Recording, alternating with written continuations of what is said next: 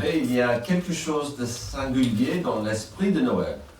Entre les décorations colorées, les lumières éblouissantes, et bien sûr l'ambiance joyeuse qui s'en dégage, on ressent presque une forme de magie. Presque. Puis avec la possibilité de la neige, on pense aux balades en calèche, qui arrivent par des chevaux, au tintement des cloches faisant leur musique dans un monde couvert par un splendide voile de neige hivernale. Quand on peut avoir ce qu'on souhaite. Tout cela crée un univers captivant, presque féerique. Et puis, il y a cette atmosphère de générosité où on aime offrir et faire plaisir aux autres. Des cadeaux en toutes formes. On a vu quelques cadeaux tout à l'heure. Des cadeaux de toute taille autour d'un beau sapin magnifiquement décoré. Bien sûr, pour certains, il y a aussi l'univers du Père Noël et toutes ces touches de magie qui contribuent à nourrir cet imaginaire enchanté. Cette période est si festive, cette saison est si positive que récemment j'ai parlé à un enfant, un petit enfant musulman, qui a essayé de me dire avec délicatesse qu'il ne fête pas Noël. Mais quand même, ils allaient avoir un petit sapin et quelques cadeaux. Mais pourquoi? D'où vient cet esprit de bienveillance envers tous les hommes? Aujourd'hui, dans l'Occident, où la fête de Noël existe depuis plusieurs siècles, il est triste de constater que le mot même Noël est moins utilisé et qu'on parle des fêtes de fin d'année. Si on enlève la vraie raison pour Noël, bien sûr, il resterait des cadeaux, le Père Noël, comme si on avait encore plus de motivation de dépenser notre argent dans un consumérisme assoiffé. Ça, c'est un autre message. Mais qu'en est-il de la vraie raison de Noël? Ironiquement, si vous enlevez Dieu de Noël, vous n'auriez que des décorations, quelques sentiments de générosité et ce monsieur en costume rouge qui dépose des cadeaux pour des enfants sages. Et bien sûr, beaucoup de shopping, du magasinage pour les Québécois. Shopping. Et si on revoyait la fondation merveilleuse et formidable de la saison? Il s'agit d'une énorme interaction entre Dieu et notre planète. Noël devrait toujours tourner autour de Jésus-Christ et la planète Terre. Si vous êtes visiteur aujourd'hui, cette église, cette communauté de foi est en train de suivre chaque dimanche une série de prédications censées à nous rappeler de quelques bases fondamentales. Notre premier pilier, donc notre sujet en ce moment depuis quelques semaines, c'est le suivant. Dieu est là et il n'est pas silencieux. Il est là et il est trouvable. Il n'est pas silencieux. Quel sujet, quel thème, quelle notion? Alors comment pourrais-je parler d'un tel sujet comme Dieu est là, il n'est pas silencieux? Comment pourrions-nous entamer des discussions sur un Dieu présent et actif sans penser à cette saison de Noël? Cette fête remplie d'espoir et de lumière. La Bible contient pas mal de mots, de phrases, d'histoires liées à cette histoire miraculeuse. Mais aujourd'hui, nous allons regarder un seul mot. Dans un seul mot, nous verrons la vraie saison pour la saison. Dans un seul mot, nous découvrirons la magnificence et la splendeur de Noël. En fait, le mot est plutôt un nom. Il s'agit du nom Emmanuel. Ce n'est pas un nom que l'on peut trouver partout, ni souvent dans la Bible. Ésaïe l'a prononcé pour la première fois dans une prophétie puissante. Voilà pourquoi c'est le Seigneur lui-même qui nous donnera un signe. La Vierge sera enceinte, elle mettra au monde un fils et l'appellera Emmanuel. C'est ici important qu'on le revoie au Matthieu 1, 22, 23, bien sûr pendant l'histoire de Noël. Dieu était bien actif, bien présent. Matthieu 1, 22, tout cela arriva afin que s'accomplisse ce que le Seigneur avait annoncé par le prophète. La Vierge sera enceinte, elle mettra au monde un fils et on l'appellera Emmanuel, ce qui signifie Dieu avec nous. Pendant quelques moments, nous allons considérer la notion de Dieu avec nous. Et pour le faire, on va rembobiner même avant la création du monde. Alors, dans ce cas, est-ce que je dois dire « il était une fois » ? Non. Ce n'est pas la phrase. Je l'ai. Au commencement. Au commencement, il y avait Dieu. J'aime bien ça. Il y avait Dieu avant le commencement. Étant Dieu, il a créé. Sa création était magnifique et diverse. Il y avait un univers infini rempli des étoiles et des galaxies. La taille de l'univers n'avait été égale qu'à sa vaste complexité. La diversité artistique de l'univers reflétait la richesse de la puissance et l'amour de Dieu. Ah, mais Dieu voulait plus. Il a créé la vie. Sur notre terre, Dieu l'a remplie de plantes et d'animaux, des grands et des tout petits. Il en a fait un monde de créatures vivantes, façonnées différemment. Mais Dieu voulait plus que la vie. Il voulait une relation. Il a donc créé l'homme, le couronnement de son œuvre, car l'homme était créé dans son image. Certes, les pierres et les arbres, les étoiles et les dinosaures étaient merveilleux, mais ces êtres vivants n'étaient pas ses enfants. C'est pourquoi le destin des hommes, malgré leur nature de chair et de sang, c'était d'entretenir une relation avec Dieu. Une relation étroite, profonde et paisible. Quelle idée radicale de voir ce Dieu parfait, infini et tout-puissant, désirant une relation avec cette créature si limitée, nous, l'être humain. Cette relation commençait avec promesse, jusqu'à la grande chute, dans le doute et la désobéissance. Le fruit pourri de cette chute était le péché, et il a tout maudit et a tout gâché la création parfaite de Dieu.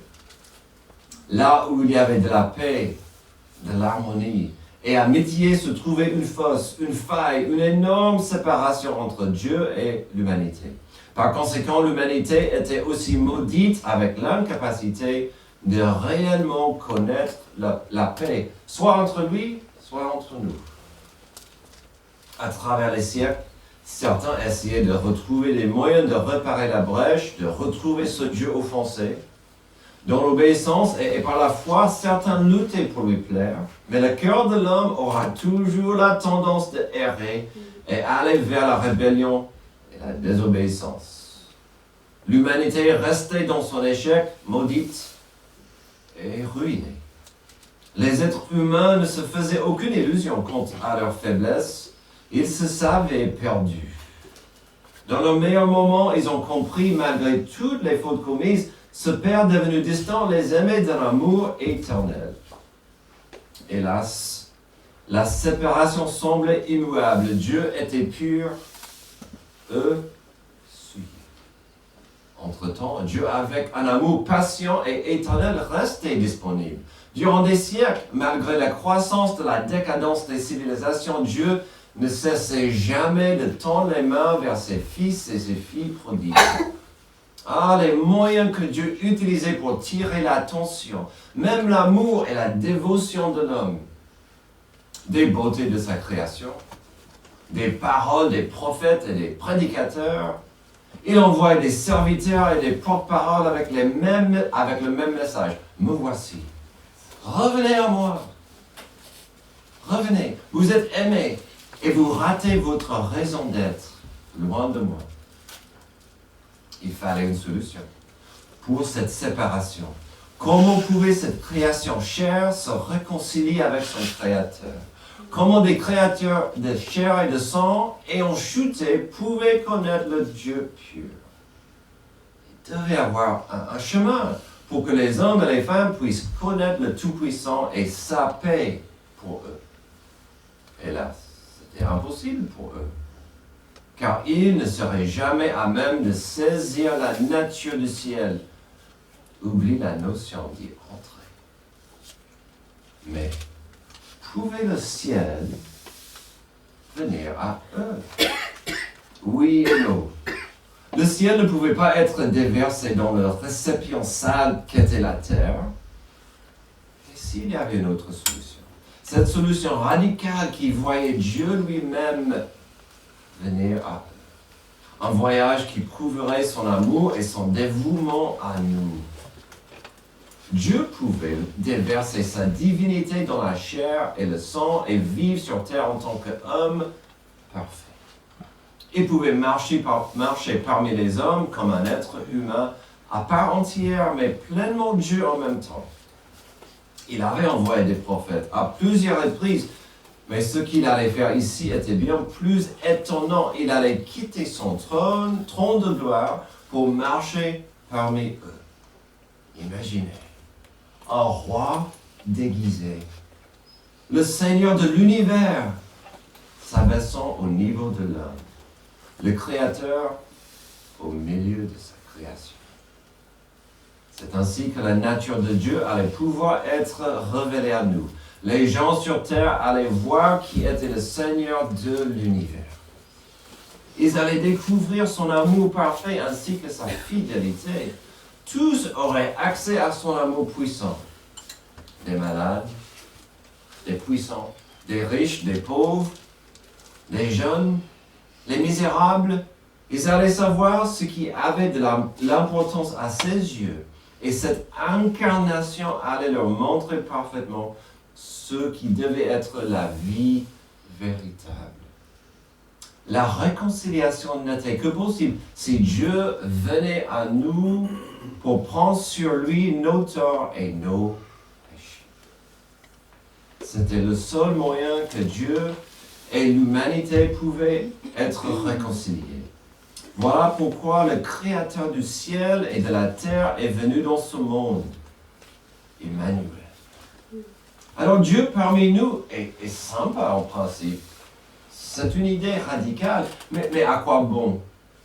Qu'a-t-il fait ici Jésus? Se balader?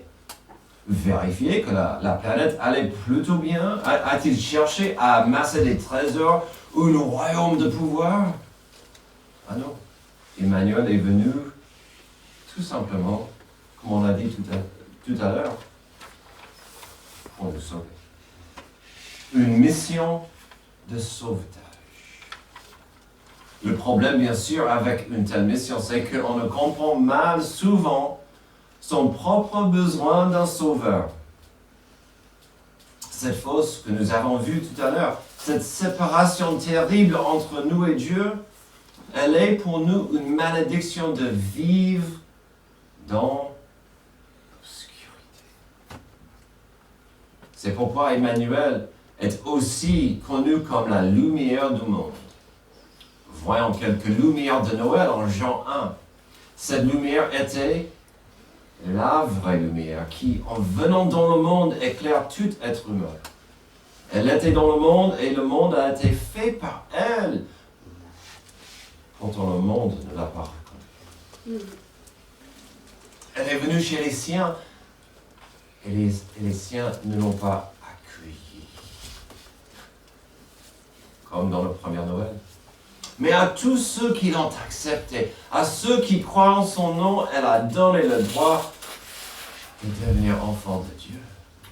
Puisqu'ils sont nés non du fait de la nature, ni par une volonté humaine, ni par la volonté d'un mari, mais qui sont nés de Dieu. La puissance de Noël, c'est qu'elle nous ouvre la porte à la paix avec Dieu. Une paix resplendissante nous est disponible. Mais que feriez-vous avec cette lumière?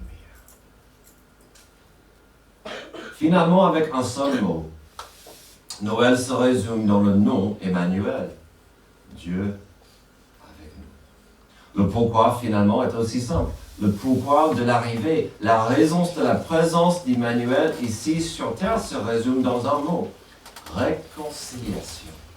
Dieu offensé, l'homme pécheur, la réconciliation. Romains 5, 10 et 11.